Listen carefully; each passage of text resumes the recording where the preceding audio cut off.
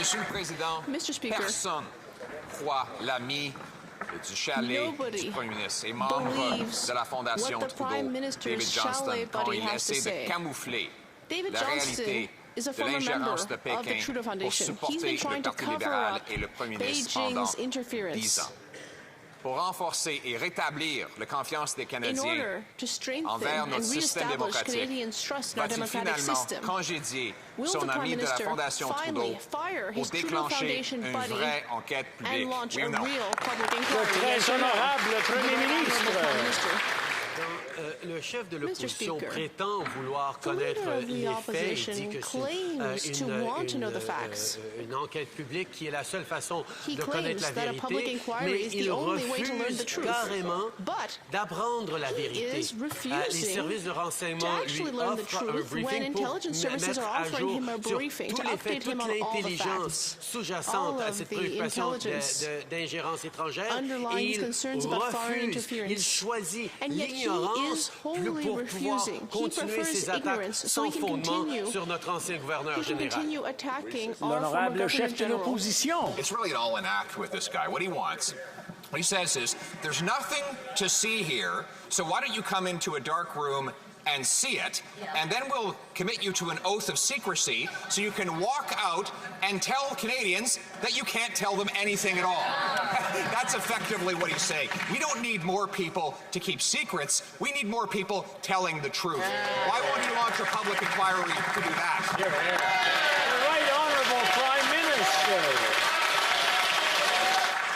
Leader of the opposition was Minister of Elections. Perhaps that is his approach, why he didn't do anything to fight foreign interference that was ongoing in our elections and has been for decades. Mr. Speaker, he chose to cover his ears and not listen to intelligence officials. And now he is not letting the facts get in the way of base partisan attacks. He is choosing to not get briefed up on the actual facts of the matter so that he can continue to attack our democracy, to attack other political parties, to attack esteemed individuals like our former Governor General. The Honourable Leader of the Opposition.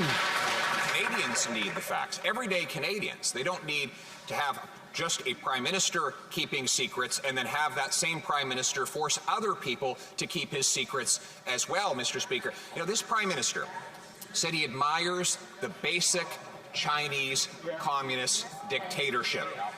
When will you realize that we live in Canada and you can't silence your critics? The Right Honourable Prime Minister.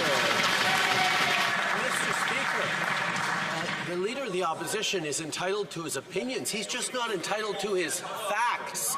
That's why the intelligence community has offered, and we actually directed the intelligence community to give him the clearance necessary so that he can find out all the facts, all the information necessary, and he is choosing to hide behind a veil of ignorance so that he doesn't have to allow the facts to get in the way of a good political argument or personal attack, either on me or on a former Governor General or on anyone who seems to stand in his way.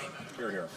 Before we go to the next question, there's a lot of chattering going on, and I want to make sure that everyone gets to hear the questions and the answers. So I'm going to ask everyone, once again, take a deep breath, and let's listen to both sides. The Honourable Leader of the Opposition.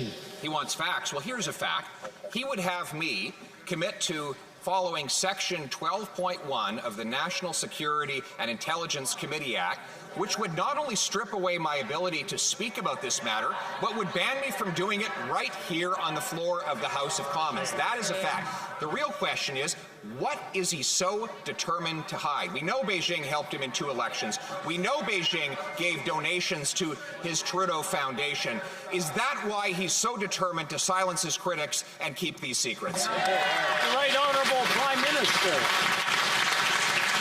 Speaker, I know it's difficult for some people to remember, but the honourable member was at one point a Minister of the Crown and thereby subject to oaths of secrecy and cabinet confidences, and was able to handle secrets just fine at that point, including when he was Minister for Elections. At the same time, Mr. Speaker, he is choosing now to turn his back on the facts because the facts would be inconvenient to the political argument he's trying trying to make right now. If that member was serious about this serious issue, he would allow the intelligence agencies to give him the necessary brief. Honourable Leader of the Opposition.